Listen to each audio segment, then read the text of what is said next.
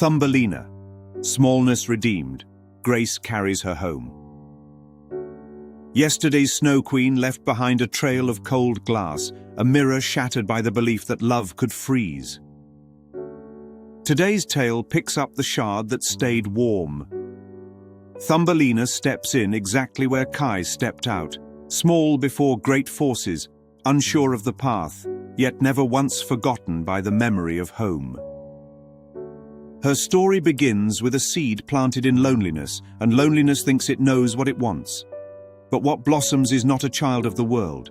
It is a reminder that innocence arrives through grace, not effort. Thumbelina emerges from a flower, sleeps in a walnut shell, rests under rose petals, and moves lightly through a world far heavier than she is. Her smallness is not weakness. It is her sign that she belongs to light. Then the wandering begins. Like Kai taken by the Snow Queen, Thumbelina is taken by those who mistake her for something she is not. The frog sees a bride. The beetle sees a curiosity. The field mouse sees a companion. The mole sees a possession.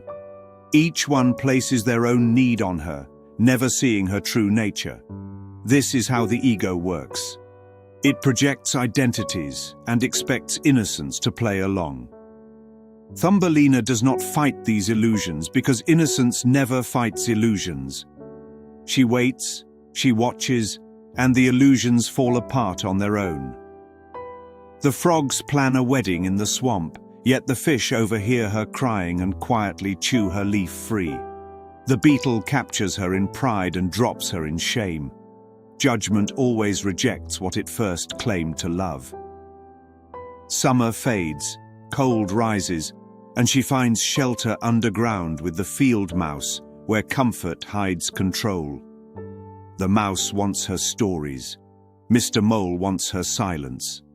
They promise safety, warmth, and structure, but only if she stays underground and away from the sun. This is the Snow Queen's palace rewritten: warmth without freedom, kindness without vision, and companionship without soul. Then comes the swallow, a creature of sky trapped underground, forgotten by those who mean well, but still carrying the memory of flight. Thumbelina tends to the swallow in secret, not knowing she is tending to her own escape.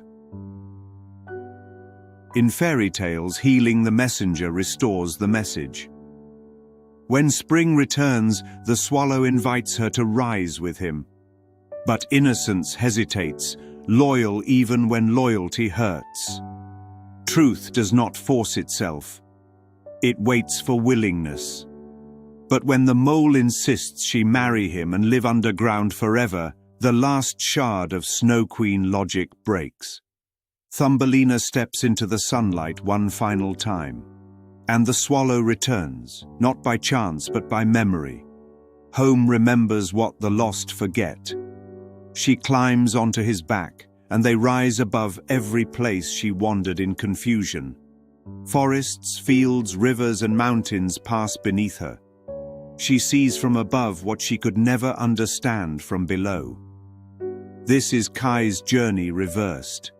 He fell inward into darkness, while she rises outward into light. The kingdom of flowers is not just a place. It is recognition. It is the moment innocence sees another being who matches her light. The flower prince recognizes her because he sees truly. And in that recognition, wings appear on her shoulders. Identity reveals itself the moment perception is healed. She was never too small for the world. The world she wandered through was too small for her. Her smallness was symbolic, not literal. It showed that nothing God creates can be diminished. Snow Queen showed the danger of a frozen heart. Thumbelina shows the healing of a willing one. Where Kai had to face the mirror, Thumbelina had to face the maze. Both find home only when they stop trying to navigate and allow themselves to be carried. Her story ends with wings. Not because she becomes something new, but because she stops pretending to be anything else. Grace always knows the way home, even when the wanderer doesn't.